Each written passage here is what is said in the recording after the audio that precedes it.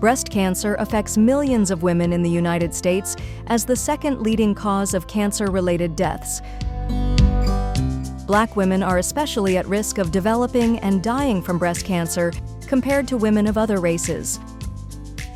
Early detection can improve treatment outcomes and save lives.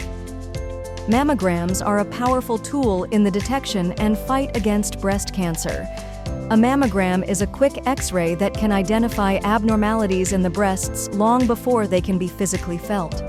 Every woman aged 40 years and older is entitled to a free mammogram under the Affordable Care Act. Every year. Make mammograms a priority in your healthcare routine. It's a small step that can have a huge impact on your health. Let's work together to empower women.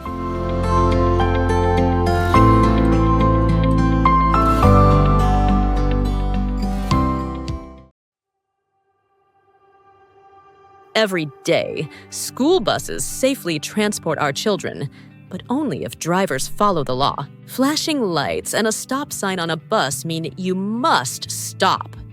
Passing a school bus in this situation isn't just illegal, it's dangerous.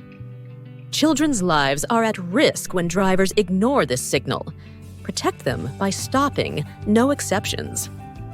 Failure to stop has serious consequences. Do your part for safety and your community. Flashing red lights on a school bus mean you must stop immediately. It's the law. It's about safety. It's about lives.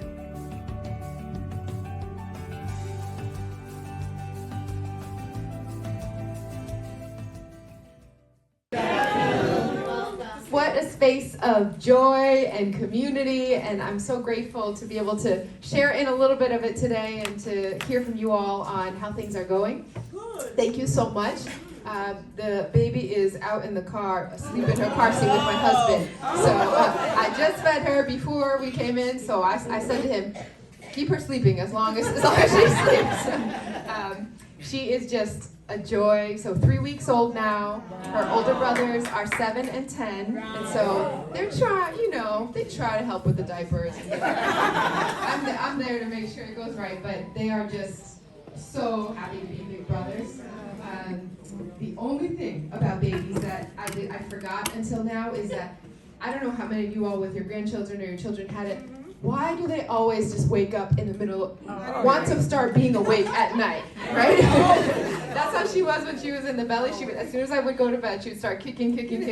And now, as soon as we all get in bed, the eyes pop open and she wants to spend the time with us then. So we go to bed now around 2 a.m. finally to get her to sleep. But once she goes to sleep, she'll sleep a good 3-4 hours, and so that's more than I can ask. And most of all, it just reminds me how lucky I am to be able to live in a city like this where generation after generation has put in the work so that families can have a chance of really thriving here. So I want to thank you all for what you have done and still do every single day on that front. Thank you to Adi and the team here. We are so lucky to have an incredible PCYF staff, our commissioner, Martha, who works hard all across the city, our Chief of Human Services, Chief Jose Masso, and of course, you all know the best HR commissioner anywhere in the country, Commissioner Emily. Shout out also, we have a lot of, we're running deep today. Our Chief of Community Engagement, you know well, Brianna Malore. And also special guests, these are the real special guests today. Our Chief of Communications, Jessica Pierre.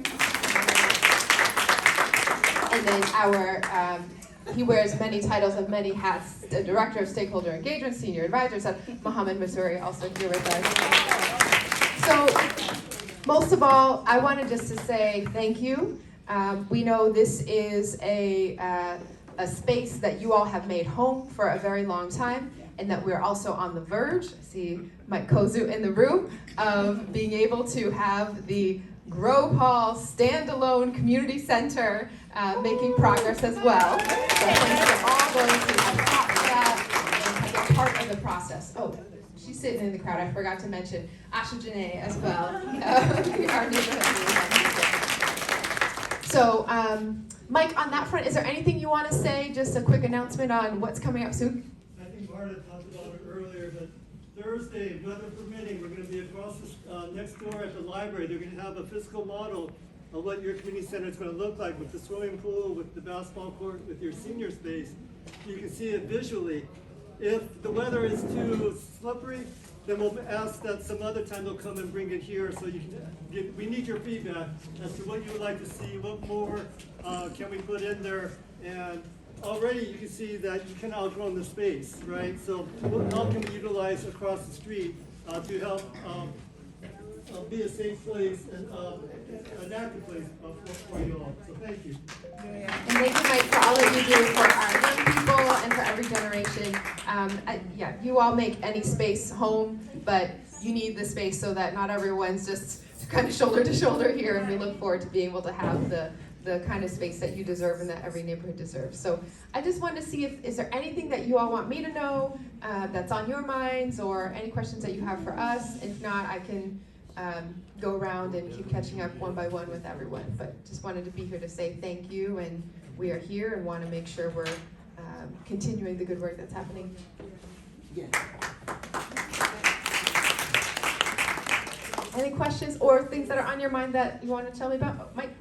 Why don't you talk about your next step on property taxes? Because for me, my property taxes went up triple from what I was paying before. I mean, it's going to be more than double in terms of stuff. So what suggestions do you have for seniors here who are facing the same situation?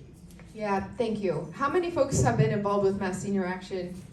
Okay, so the real experts are in the room already. You all have been in the fight with us, and I was very grateful to be able to get to have baby's first bill signing over Zoom with you all when we did sign and move forward the senior tax exemption that is part of what we're proposing again at the State House. We are not giving up, and we are continuing to fight. It is not okay what our residents have had to go through. This is the situation that for a year we were saying was going to happen, where people would have to find a way to stretch the dollars that are already stretched too far. We have been in Boston for the last 5 years now, from before the pandemic until now, putting the burden on residents, and it's too much. So we're going to continue to press that case. As you all know, last go-round, just a couple months ago at this point, we got the city council to pass the legislation that would have reduced property taxes on residents. We got the state House of Representatives, and then it got stuck in the Senate, where we had one senator block that. And so it was our very own Senator Nick Collins, who has made it very clear that he disagreed on certain points of it. And I don't know if I agree to disagree on those points, but we will not let it go down without actually getting a vote on it. It was at the end of session when, by the time they concluded in July, any one person of the Senate could have raised their hand and said, I object to any vote at all. So we didn't even get to actually have that vote. That's why we've gone back at it. The City Council had a hearing last week. Thank you for those who participated in that as well. And we not only put back up the same compromise that the business community agreed to, that the Senate had agreed to when they asked us to refile everything, but we also added some additional pieces that other people had saying, why don't you think about this or that? So we did fully put the senior tax exemption in there as that package. We kept the small business tax, increasing the tax exemption for certain types of small businesses in there. We kept the reducing of the tax rate for this year and for the next 2 years as we transition. And then we also added a rebate option. So everyone had said, well, why doesn't the city just use funding that you can try to find from the rainy day fund or other places, get that out to residents immediately? We were not allowed to do that without a change in state law, and we did not have the full details on how much was going to be in that rainy day fund at the end of the year, but we have that now, and we have that clarity, so we filed it and are asking for that state authorization to do what everyone has recommended that we do. So hopefully there will be a vote at the City Council very shortly on this, and then once again it goes up to the State House for their approval. So we will keep you updated step by step. This is a common sense solution for something that is not going to hurt the businesses, that was agreed to as a compromise, and that really would make a difference in so many people's lives across the city. It's what we've been fighting for a year, and we're not giving up yet. So we need your continued engagement on that, and I thank you so much because your stories make it real for the legislators who don't live in Boston, who think the taxes are just fine. We need to make sure they know the reality. Yes, ma'am. Yeah, Mayor, who I just to put on the table, like for senior housing moving forward, I just feel and believe that seniors should have 2 bedrooms and not 1, because they're pretty much independent, but sometimes need a relative or somebody there with them. So they need more space. Like, I know seniors, they get like a studio or something. I just feel like that extra bedroom is so important for our seniors. Yeah. So did everyone hear the question about senior housing wanting to have more options than just 1 bedrooms, because you often have visitors, relatives, or others. To care for them. Exactly. And I will share, right, so much of why I do this work is because my family has, Boston in so many ways has saved my family's life, right? I came to the city as a young person. I came back when my mom was really struggling with mental health, and it is only because of this city and the ability to have health care, to raise my sisters here in the schools, to now raise my own kids, that my family's been able to have all the things that we find most important in life. Yes. And it is so hard and feels like it's getting out of reach as we go. So I today am blessed to live in a 2-family home where my husband and kids and I are in 1 unit, and then my mom lives downstairs from us, right? There is no greater blessing than having all the generations together, right? It not only saves on the type of support networks that you need, but to have the wisdom from your grandparents right there. There's nothing like that. We're trying to do things to make that more possible across the city. Not only is there a focus on senior housing with some of the partnerships from the state, we've had more dedicated senior housing permitted and moving forward. We're proud that we have created more affordable housing in the last 3 years than in the last 25 years with the funding that the city's had. But there's also something, how many people have heard of ADUs? Okay, so it's a very complicated term, and I'll just explain a little bit because it might just spark something as you're thinking about this issue.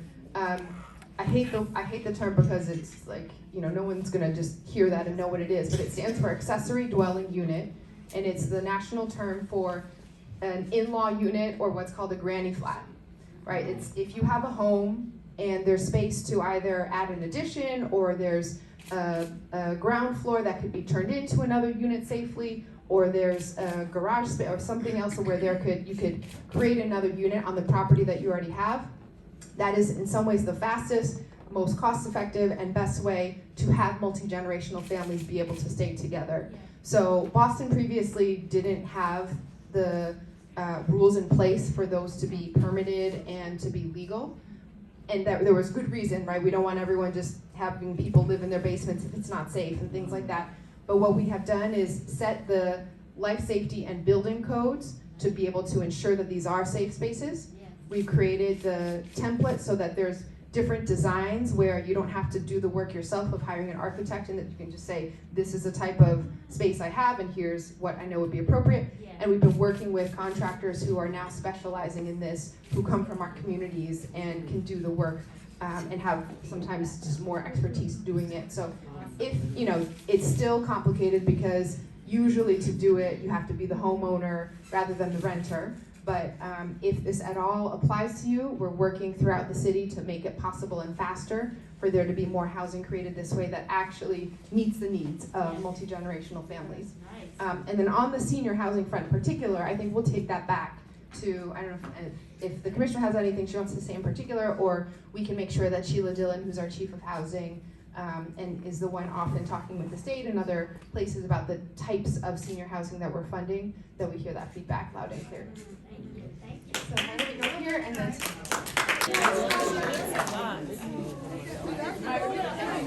Because it's my first time riding. I said it's gotta be real. Enjoy.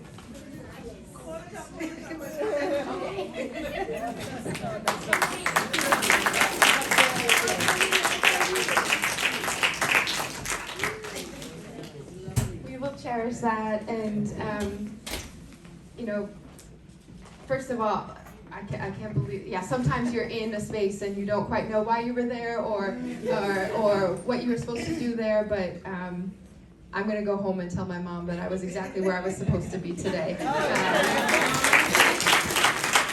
It's also Chinese New Year, just a couple days ago, so you know, exactly those colors are what's lucky, and I can't believe it. I can't believe it. The baby, so according to the Chinese zodiac, you are, you know, even the, you know, sometimes when you go to the Chinese restaurants, they have the placements and it says what year and what animal you are, whatever. It's actually by what day the Lunar New Year is. So so this is the year of the snake right now. Before was the year of the dragon, which is considered a very lucky year to have babies. And because the baby was born the day before my birthday, January 13th. Oh, wow. I'm the 14th, and then New Year was the 29th, I think. So she's technically still what they call the tail of the dragon. So for me, it's good because, you know, dragons tend to be, the zodiac says they're like very, you know, invested in the community, very active, but can be challenging to raise. So I'm gonna come back and get some help on that front. Thank you so much. Well, I just want to say thank you so much for just coming out here with us, and for all that you do, your tenacity, your perseverance, and as a woman, you know, I'm proud. But I know that you're a mom, I know that you're a wife, I know that you're a politician. So I don't know how you do it all, except for God's Spirit helping you and enabling you to do this. But I do want to know what your take is on the imposing taxes that's going forth on the 3 countries, Canada, Mexico, and China. I know that some have been delayed. I want to know what your take on how that would affect us as a people. Ooh, we're just getting easy questions this morning. I wish, though, if I could wave a wand and have anything happen, I would put any of you all and the collective wisdom of this room in the White House, at any place of decision making. So I'm actually curious to hear what you think on the tariffs issue. So the question is, you know, what do I think about the president's newly announced tariffs on Canada, Mexico, and China? I won't pretend to be an expert or well-versed in anything related to international policy. I got into this job because I want to see an impact every day, and so ask me about potholes, ask me about certain things, and I could talk all you want on that. So don't take my advice as like the truth of you know, knowing from an expert's point of view. But my observation is that one, every single day there's between 3 and 30 new things that are announced that are coming out. Some of them are not legal, as we've seen, right? For example, one of the things that came out sometime last week was the White House saying they were going to cancel birthright citizenship, meaning, you know, the right of anyone who's born here to be a U.S. citizen. My parents were not U.S. citizens yet when I was born in this country. They were, you know, they had immigrated here and they had come through visas and permanent residency and all that, but they didn't become citizens until many years later. And to then take away the commitment in our Constitution to the idea that this is going to be a country that welcomes everyone, that is a big change that no individual politician can make. And very quickly, the court system put that to a stop. Same thing on the federal funding freeze. So there was an executive order that came out that said any funding going out from the federal government that had already been given out even was going to be paused and maybe even taken back. And according to the law, if the funding's been given, if it's been put into a contract, if it's been legally bound in certain ways, no single politician is able to just sign a paper and take that back. And that was also then even reversed by the administration by the end of the day. So on the tariffs, I think we already saw there's been a little bit of back and forth, right? Some of the Now with Mexico, those tariffs were rolled back in an ongoing conversation. I don't know about all the dimensions of all of this. I know, one, we need jobs in America. We need to make sure that we are creating opportunities here. But more and more, we're a global world as well. And so we want to be a country that people look to as a source of inspiration and leadership, and not one that is constantly putting down our neighbors, and especially those who we have had long relationships with. I don't know about every country or everything. I did share on social media, just as one small example of my individual Boston experience with this. On the Canada front, we're very close to geographically, we're in New England, we're very close to parts of Canada. And every single year, one thing that is on my calendar, no matter what happens, is the tree lighting on Boston Common.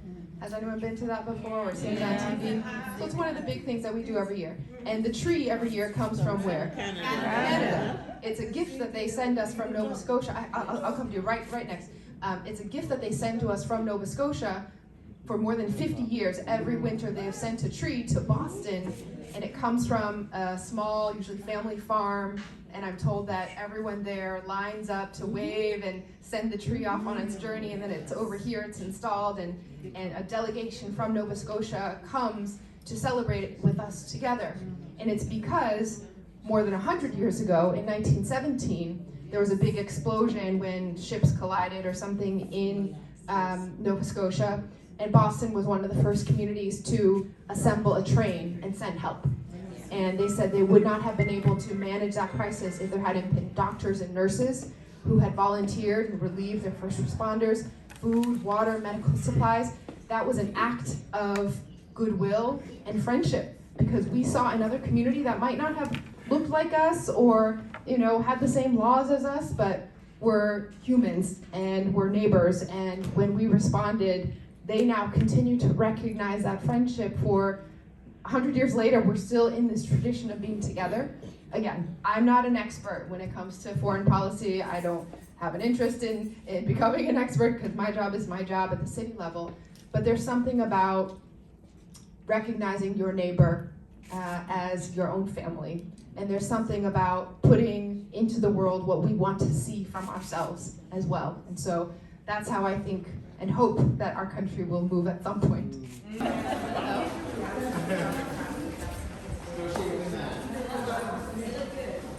I am so grateful every day to be able to get to see the incredible work happening across the city.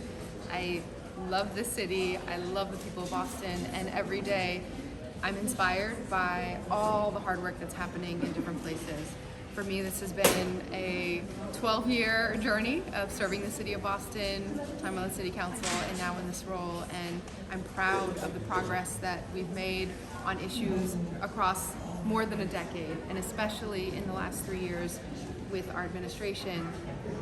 I'm proud and will stand by all the great work that's happening in the community and through our city departments. These are city workers who are working hard every single day, from our school leaders and educators to those who are taking care of creating opportunities for our seniors and every generation in between. And as I shared with this group, I'm in this work because my family has lived so many of the challenges that we know are still pressing down on families, and we need to continue to take steps to make progress. What is your response to that criticism, though? Do you think you're someone who is tone deaf or doesn't listen?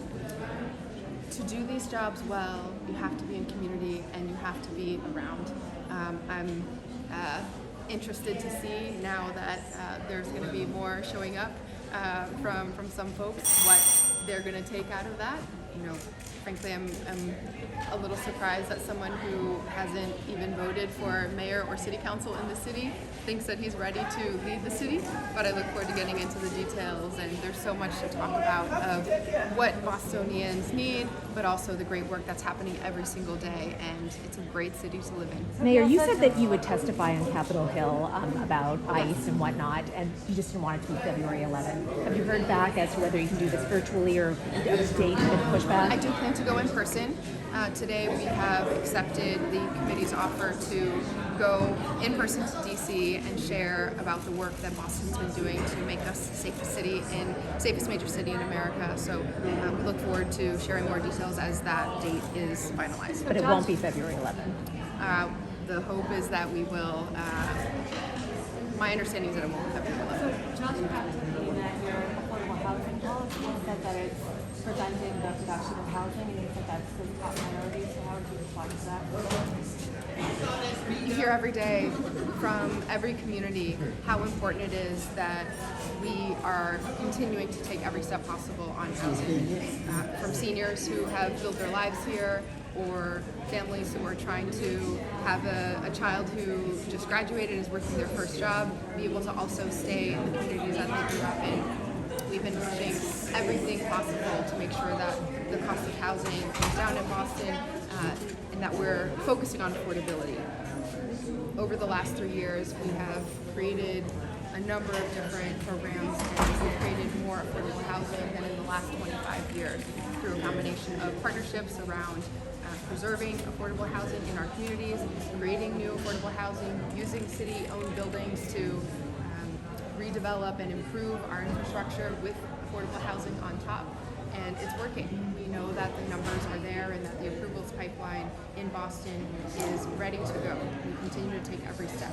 Now, this is about details, right? City policy, what I love most about city government is that you can't stay at the level of just throwing out shots without putting real numbers and real details behind what steps are going to be taken.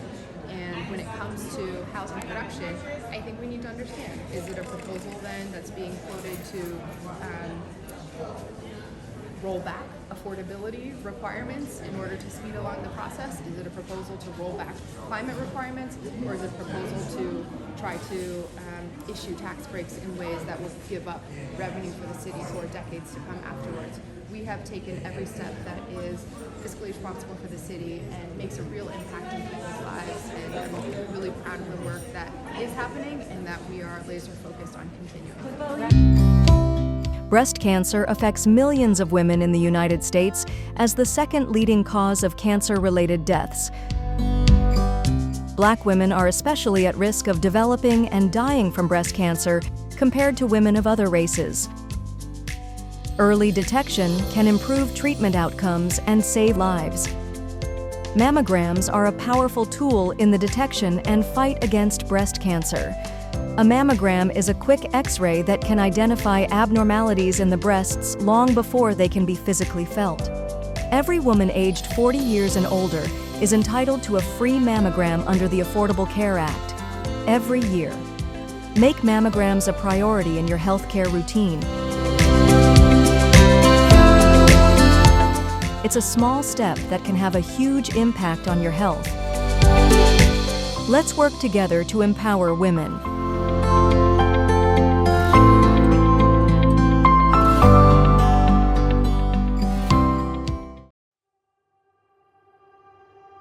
Every day, school buses safely transport our children, but only if drivers follow the law. Flashing lights and a stop sign on a bus mean you must stop. Passing a school bus in this situation isn't just illegal, it's dangerous. Children's lives are at risk when drivers ignore this signal. Protect them by stopping, no exceptions. Failure to stop has serious consequences. Do your part for safety and your community. Flashing red lights on a school bus mean you must stop immediately. It's the law. It's about safety. It's about lives.